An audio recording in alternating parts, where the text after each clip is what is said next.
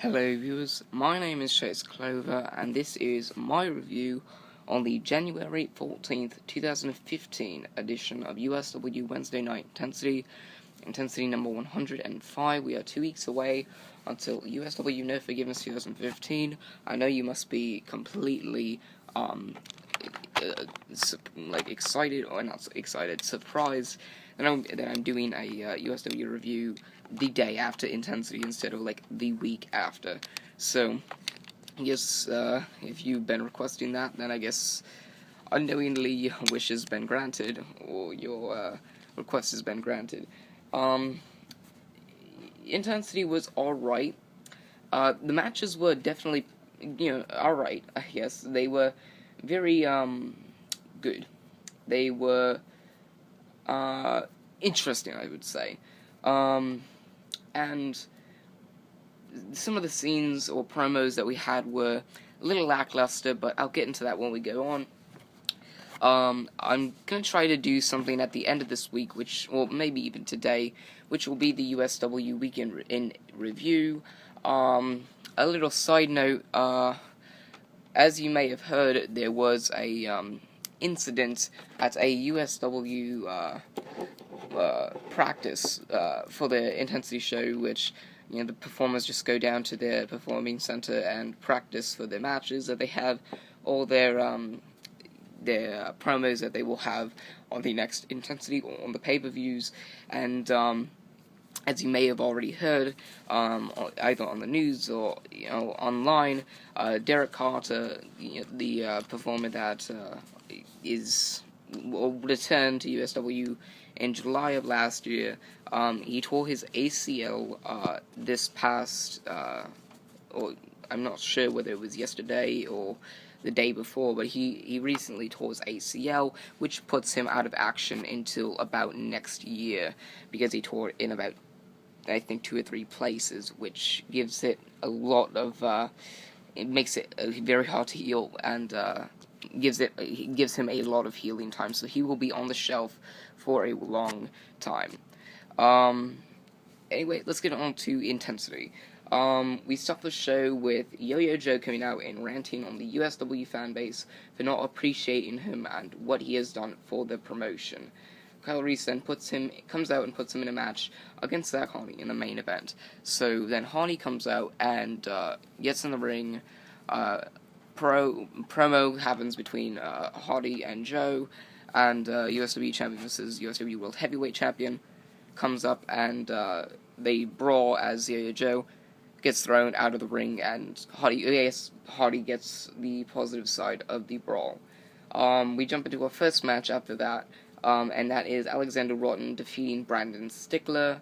Brandon Stickler then confronts Alexander Rotten, and the two brawl until I think Rotten gets the upper hand after hitting him in the face with the chair that Stickler had been hitting him with, and then he locked Stickler in the rock, and then Brandon Stickler passed out, which kind of led to led to referees and security guards pulling Alexander Rotten away from Brandon Stickler. So this means that we are more than likely going to have an Alexander Rotten versus Brandon Stickler match at No Forgiveness 2015, which I'm looking forward to, because we have not done anything with Brandon Stickler in a long time, and I'm glad that now, nowadays we can just be able to, find a reason for him to be on this roster, and if we don't find a reason for him to be on the roster, then I guess it's just time for him to leave.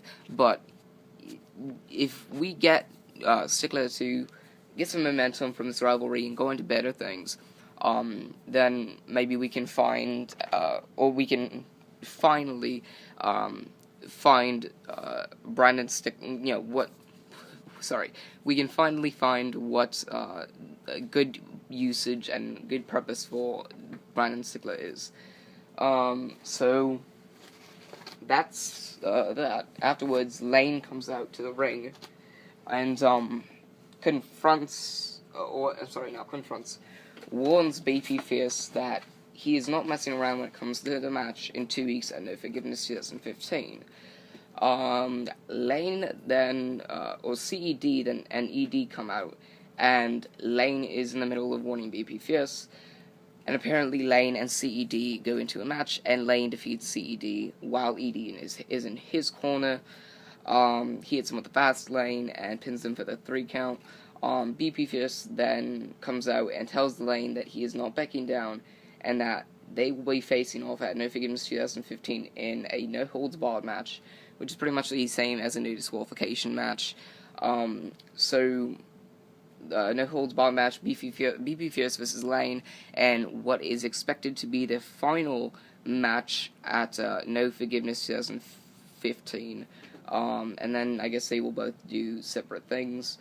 And I guess you can look forward to this match if they do the booking well, and they have one more week to do, or to get this booking done and get it done well. So that's one of the matches we have for No Forgiveness 2015. Afterwards, Blades reunite, which is Switchblade and Blade. They reunite as a tag team, and they say that they warn everybody that they are going after the tag team championships.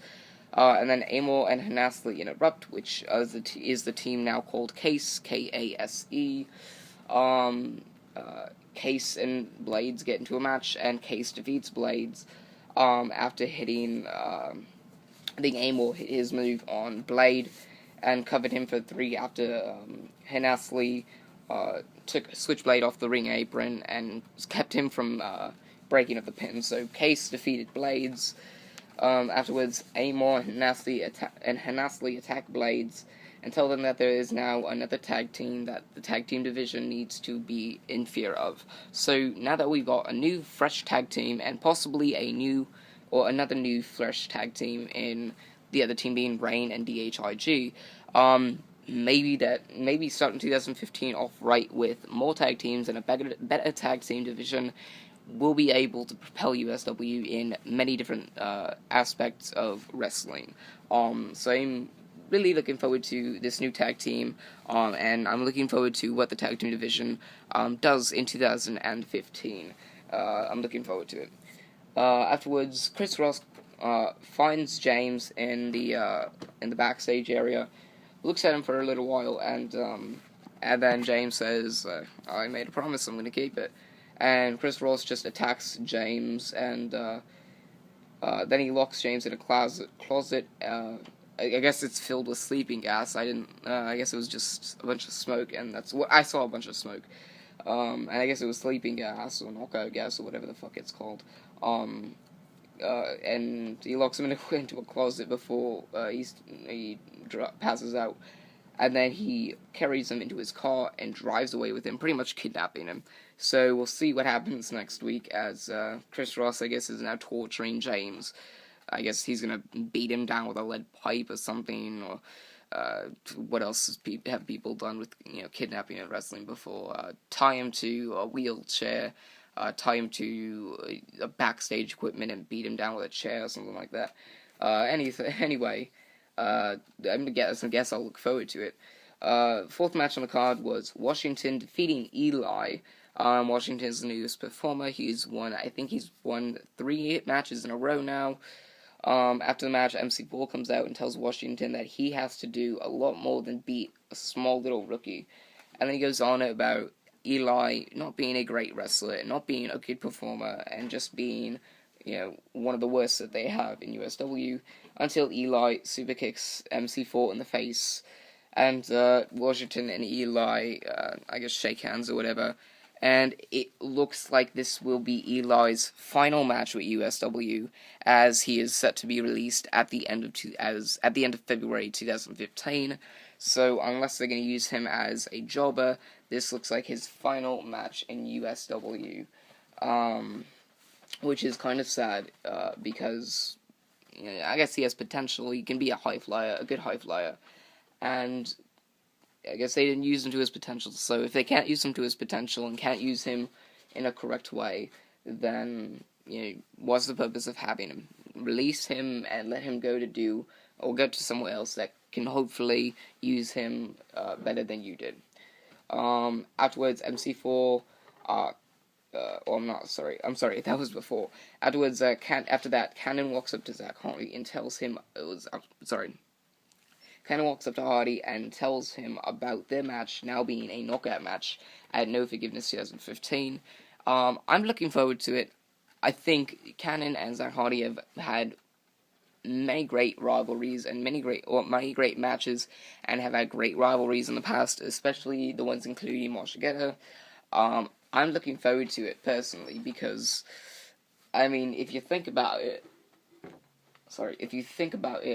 you have two of the greatest performers, arguably two of the greatest performers to ever step foot in WW or USW, and whatever their match would be, they can pull it off. Zach Hardy versus Cannon will be a great match, and a knockout match would be absolutely incredible. So I'm looking forward to that match at No Forgiveness. Afterwards, we jump into our fifth match on the night, which is Simon Saint defeating Ash.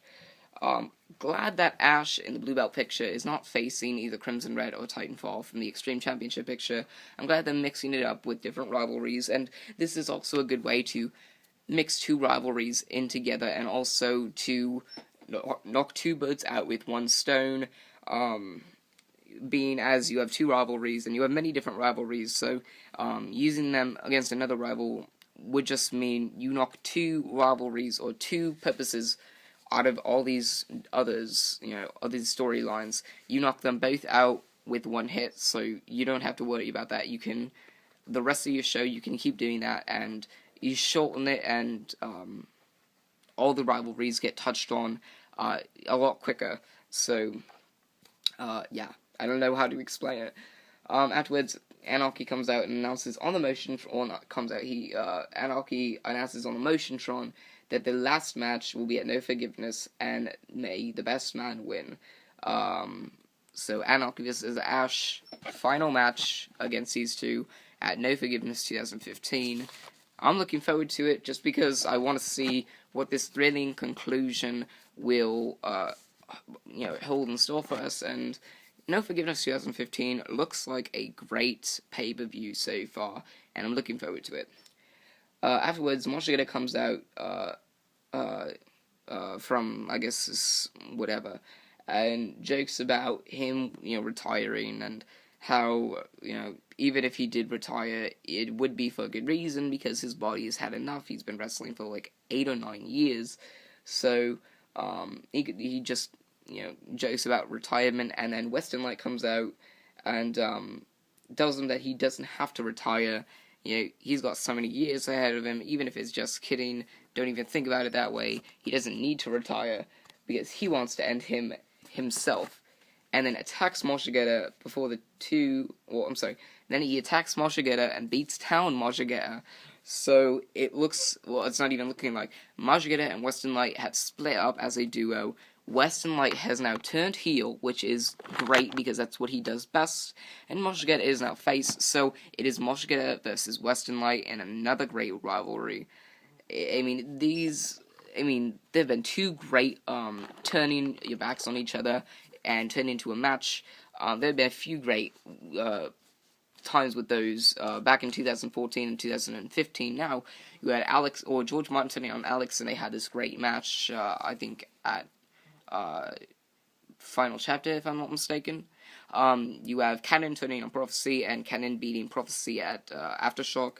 And now you have Westernlight turning on Moshigeta, and a great match between Moshigeta and Westernlight at No Forgiveness 2015. So this will be great. This is going to be, I don't know how to explain it, but this is definitely going to be one of the main event matches. Afterwards, after Moshigeta and Westernlight, after Westernlight beats down on Moshigeta, Clarice comes out and reinstates both of them and puts them in a match against each other at No Forgiveness 2015. So I'm looking forward to it. Hopefully you are too. And I'm not even done with this review. We go into the sixth match, and it is Dwayne Porter defeating Cannon. Cannon then gets mad and attacks Dwayne Porter until Zach Hardy comes out and runs Cannon away from Dwayne Porter, pretty much saving Dwayne Porter and I guess advancing the storyline throughout the rest of the night. Um, he will. Oh, I'm sorry. I'm looking at something else. Afterwards, the next promo was Titanfall coming out and explaining that Crimson Red has no clue that this Sunday. Oh, I'm sorry. What? I guess I wrote this Sunday by mistake. What No Forgiveness will hold in store, because he will not escape without a stretcher under his back and a body of water nearby. So, I'm not quite sure what that's supposed to mean, but from what I'm taking it, he's going to he's going to put Crimson Red on a stretcher and then dump him in a river. I don't know. That's what I took away from that, because yeah, I don't know. I honestly, I have no clue what to think about this promo,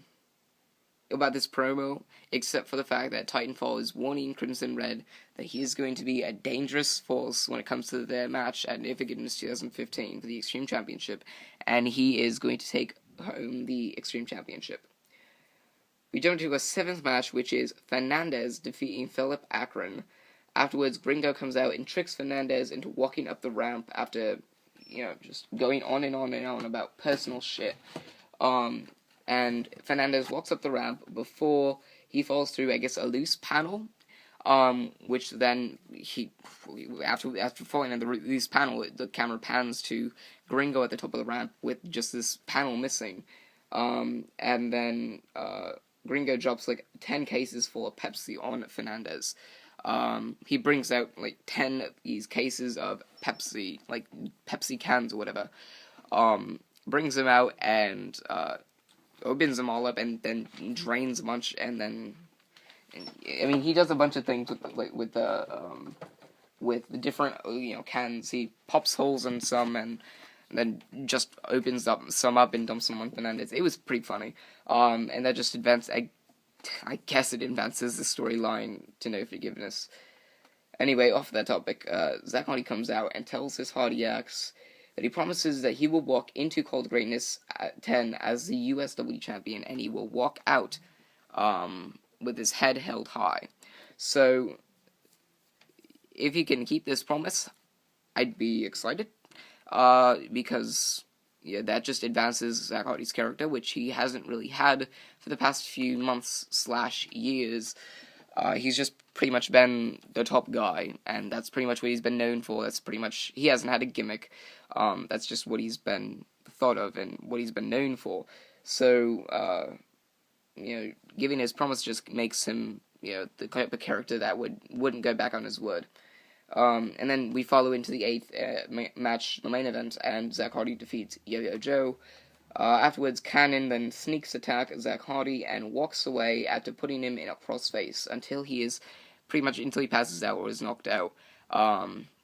So Cannon knocks out Hardy to end the show, gets out of the ring, and then after he's knocked out, before and after he's knocked out, he hits a cannonball backflip and walks out of the ring and up the ramp, and the camera fades to black and the show ends as Cannon is looking back at Hardy and walking to the backstage area. And that was pretty much the episode of Intensity. The key parts that you should watch or go back and watch that were worth watching: Yo-Yo Joe's rant to start the show, Rotten versus Brandon Stickler, Case defeating Blades, or Case versus Blades, with the Blades reuniting. That's also, and Amon and Ashley, those promos. Washington defeating Eli, or Washington versus Eli, and then MC4 and Eli's MC4 Washington and Eli's promo they had. Cannon talking to Zach Hardy about the knockout match. Simon Saint defeating Ash. Mojigeta, Anarchy, Mojigeta and Westernlight's promo with Westernlight and a heel. Dwayne Porter and Cannon and Zach Hardy's promo. Fernandez, Gringo, and Philip Akron, and the main event with Cannon knocking out Zach Hardy to end the show. Anyway, guys, that was thank you for watching. That was my review on the January 14th, 2015 edition of USW Wednesday Night Intensity number 105. We are two weeks away from Games 2015, January 14th, 2015. Intensity number 105. Thank you for watching.